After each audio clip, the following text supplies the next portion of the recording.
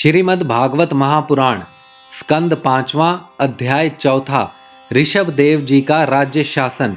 श्री शुकदेव जी कहते हैं, राजन, नाभि नंदन के अंग जन्म से ही भगवान विष्णु के वज्र अंकुश आदि चिन्हों से युक्त थे।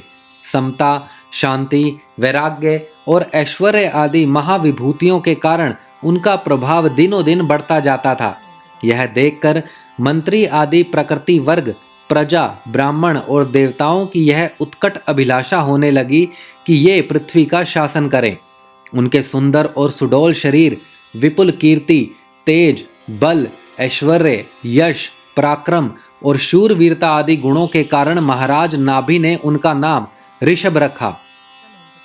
एक बार भगवान इंद्र ने ईर्ष्यावश उनके राज्य में वर्षा नहीं की।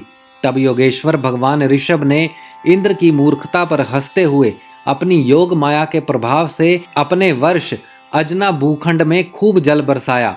महाराज नाभि अपनी इच्छा के अनुसार श्रेष्ठ पुत्र पाकर अत्यंत आनंद मग्न हो गए और अपनी ही इच्छा से मनुष्य शरीर धारण करने वाले पुराण पुरुष श्री हरि का सप्रेम लालन करते हुए उन्हीं के लीला विलास से मुग्ध होकर वत्स, तात ऐसा गदगद वाणी से कहते हुए बड़ा सुख मानने लगे। जब उन्होंने देखा कि मंत्रिमंडल, नागरिक और राष्ट्र की जनता ऋषभ देव से बहुत प्रेम करती है, तो उन्होंने उन्हें धर्म मर्यादा की रक्षा के लिए राज्य भिक्षित करके ब्राह्मणों की देख रेख में छोड़ दिया। आप अपनी पत्नी मेरु देवी सहित बद्रिका आश्रम को चले गए। वहां अहिंसा वृत्ति से, जिससे किसी को उद्वेग ना हो, ऐसी कौशलपूर्ण तपस्या और समाधि योग के द्वारा भगवान वासुदेव के नर नारायण रूप की आराधना करते हुए समय आने पर उन्हीं के स्वरूप में लीन हो गए। पांडुनंदन राजा नाभि के विषय में यह लोकोक्ति प्रसिद्ध है। राज ऋषि नाभि के उदार कर्मों का आचरण दूसरा कौन पुरुष कर सकता है, जिसके शुद्ध कर्मों से संतुष्ट होकर साक्षात श्री हरि उनके पुत्र हो गए थे। महाराज नाभि के समान ब्राह्मण भक्त भी कौन हो सकता है, जिनकी दक्षिणा आदि से संतुष्ट हुए ब्राह्मणों ने अपने मंत्र बल से उन्हें यज्ञशाला में साक्षात श्री विष्णु भगवान के दर्शन करा दिए।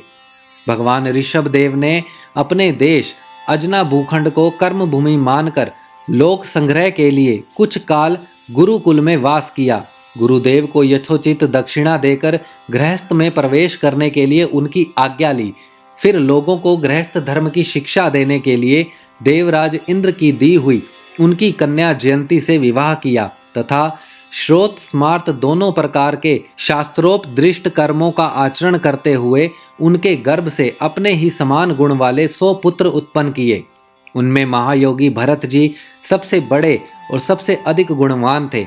उन्हीं के नाम से लोग इस अजना भूखंड को भरतवर्ष कहने लगे। उनसे छोटे कुशाव्रत, इलाव्रत, ब्रह्मव्रत, मलय, केतु, भद्रसेन, इंद्रस्पक, विदर्भ और कीकट, ये 9 राजकुमार शेष 90 भाइयों में से बड़े एवं श्रेष्ठ थे। उनसे छोटे कवि, हरि, अंतरिक्ष, प्रबुद्ध, पिपलायन, अरविहोत्र, द्रमिल, चमस और करभाजन, ये 9 राजकुमार भागवत धर्म का प्रचार करने वाले बड़े भगवत भक्त थे। भगवान की महिमा से महिमान्वित और परम शांति से पूर्ण इनका पवित्र चरित्र हम नारद वासुदेव संवाद के प्रसंग से आगे कहेंगे। इनसे छोटे जयंती के 81 पुत्र पिता की आज्ञा का पालन करने वाले, अति विनीत, महान वेदज्ञ और निरंतर यज्ञ करने वाले थे। वे पुण्य कर्मों का अनुष्ठान करने से शुद्ध होकर ब्राह्मण हो गए थे।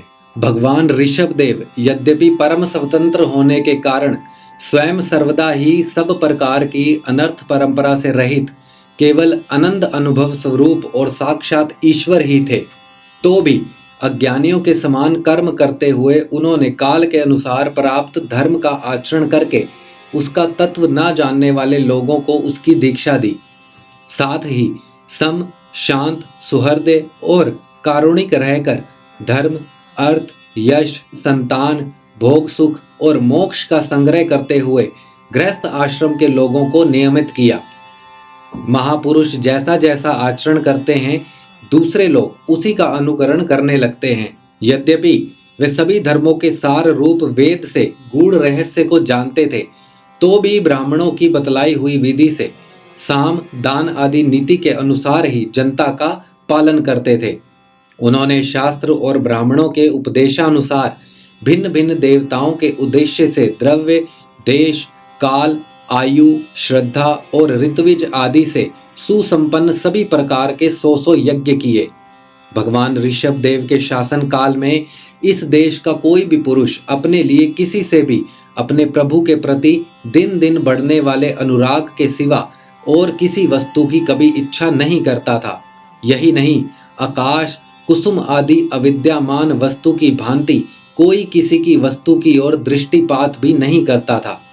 एक बार भगवान ऋषभ देव घूमते घूमते ब्रह्मव्रत देश में पहुंचे।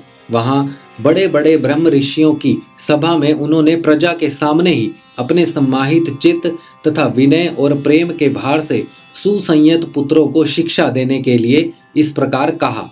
श्रीमद् भागवत महापुराण स्कंद 5वां अध्याय 4 समाप्त।